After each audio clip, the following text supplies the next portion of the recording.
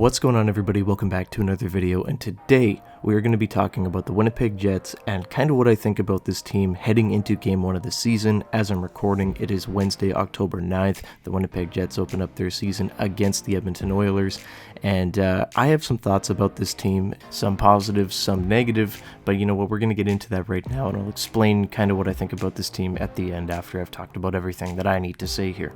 First off, we're going to be talking about the lines. We'll start with the forwards, and it looks a lot like it did last season, and a lot of people are, happy about that because the Jets had a great year, but at the same time, can they replicate that without a legit number 2 center? I love Vlad Nemesnikov, and I think he's one of those fun Swiss Army knife players, but I really much rather him in the bottom 6. He flourished in the second line role last season, until the Jets got Sean Monahan, and that's a tale for another time.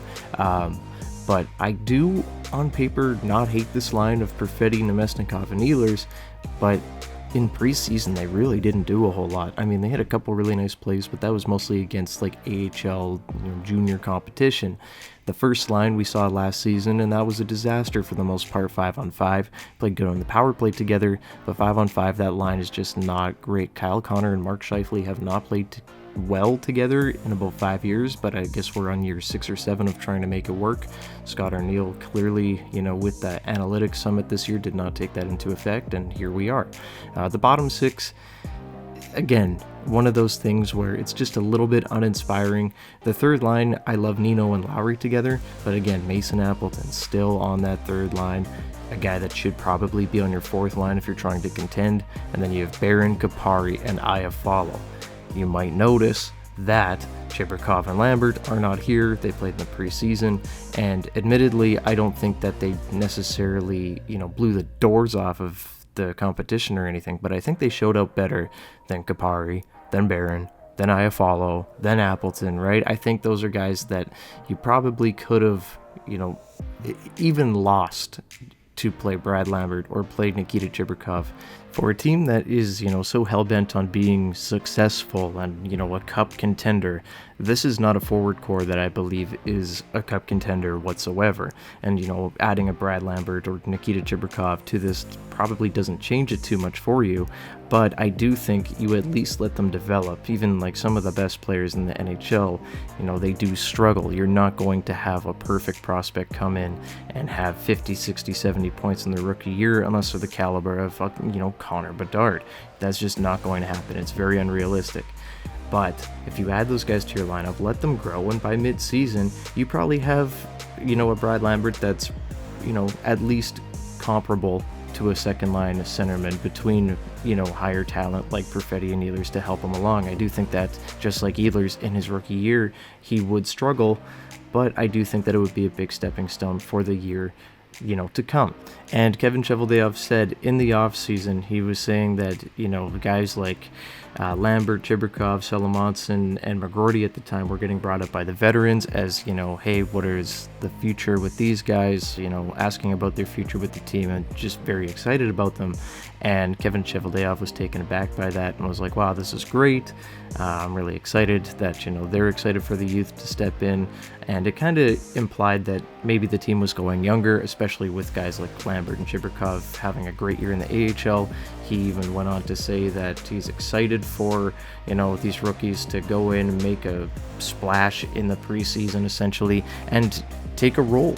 And, I don't think anyone necessarily did that.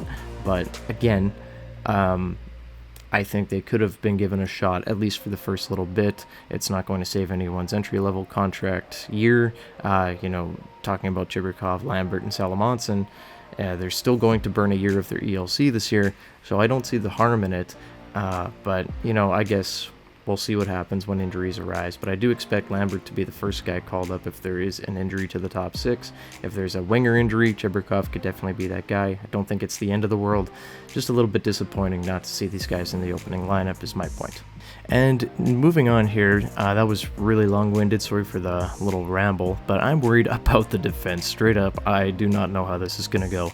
Josh Morrissey, Dylan DeMello, that's a fine pairing. Morrissey, or Josh Norrisy as we call him over here on the channel. Great player.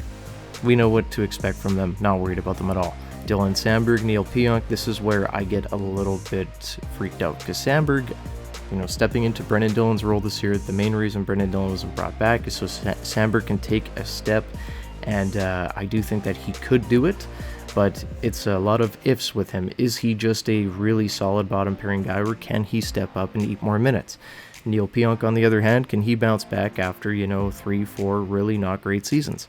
I don't know. I'm expecting it to kind of be more of the same. I don't really know how, he would randomly come out of the woodwork and turn into a top 4 defenseman, but if the Jets are going to be competitive this year, they might need him to.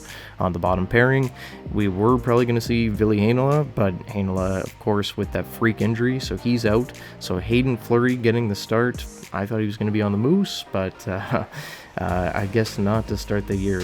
Both Stanley and Heinola on IR for, at least another month or so. We'll see what happens with them. But then Colin Miller, the guy that stood out the most in the preseason. Guy looked great. Maybe is a guy that could step up into the top 4 eventually this season. He looked really good in preseason, offensively, defensively. Was definitely a standout player, but the D on paper does not look great. If guys can step up and play better, that would be awesome. Salamonson maybe gets a shot at some point. He is with Manitoba, of course, to start the year, but I do believe that we will see him at some point as well. Next up, we do have the power play, and this is where it gets interesting for me because this is a big bright spot for the Jets. Last year, the penalty kill and the power play were brutal, terrible, disgusting. Right up until the end of the year, they acquired Sean Monahan and Tyler Toffoli. Those guys were great on the power play, and they gave them a big boost. However, it did affect some of the 5-on-5 play, and, we saw what happened in the playoffs last year. Got rinsed by Colorado. Were not great 5-on-5 whatsoever. This year, I do expect the power play to be much better. Mark Scheifele moving to the bumper position, and I think that's going to be a lot of fun there. That's where he had a ton of success really his whole career, and I do think that he will be able to pad up some goals. Same with Velarde being net front there. He's going to be, tapping in goals left and right. He's going to have a big year. This is really awesome. In the preseason too, they were switching Scheifele and Ehlers from the bumper position, like mid-shift, and it was looking really unpredictable, and I really liked it. This has a chance to be a bright spot for the Jets if they are floundering 5-on-5. This year, they may have the benefit of having a power play that can get them out of some holes sometimes, so I think that's a big positive, as, a good power play should be. The penalty kill this year, much more aggressive, and thank God, because it's just been a shooting gallery for the last 2 to 3 years. The last time the Jets penalty kill looked good, it was under Dave Lowry. That was one of the only things that he did very well, and ever since then it's been extremely passive. They've been playing the box, and they got shelled all year last year. It was like a 50-50 shot of the other team getting a goal against the Jets when they were shorthanded, and it was a mess. This year we've got a really aggressive penalty kill that can create offense. We're going to see guys like Kyle Connor, Mark Scheifele on the penalty kill this year, and I think the Jets are going to benefit big time from it. Even if it's just an average penalty kill, that is just so much better. So much better than a year ago. So I'm excited for that as well. In between the pipes, we have Connor Hellebuck, and again, I think, looking at the defense on paper to start the year, we're going to need a big year from Connor Hellebuck once again. He's going to need to show up and be Vezina caliber if the Jets want to get it to the playoffs, because if he's not, I don't really know what's going to happen. We've got Kakinen as the backup this year, more than likely, and I know the Jets currently, as I'm making this video, have 3 goalies with Comrie still there, but I do expect him to get sent down. We'll see how Kakinen fares, but I'm not, expecting him to put up Bressois type numbers from a season ago, so Hellebuck is going to need to be sharp. And I don't know. The defense really scares me, and we really need the D to come out and overachieve this year. The Jets really just all over need to overachieve, just like a year ago, and see where they are at the deadline and see if they can acquire some talent to bulk up heading into the playoffs. But that's where I'm at with this team right now.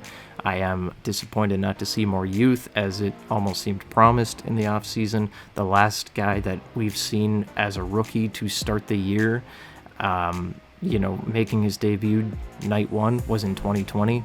It's been 4 years now since we've had a rookie start game 1, and it's just, I don't know, that's just a crazy stat for a team that's, draft and develop focused. You're not really playing your young guys, and I get it, got a veteran team here, don't want to lose guys, but at the same time, if you lose Erasmus Kapari, Are you really that upset about it? I don't really know, right? If you lose Kapari to waivers, I'm not going to be crying in the corner. But that's where we are right now with the Jets. I do expect them to be a playoff team. I have them finishing 4th in the Central. I'm going to have them as the first wildcard team this year, and we'll see where they go from that. But, last year expectations weren't sky high for this Jets team, and they did pretty well. So maybe that happens again. Maybe they overachieve once again, but they have to have better results in the playoffs if they do make it there. But that's all I've got today, guys. Thanks so much for watching. As always, leave a like and subscribe to the channel if you haven't already.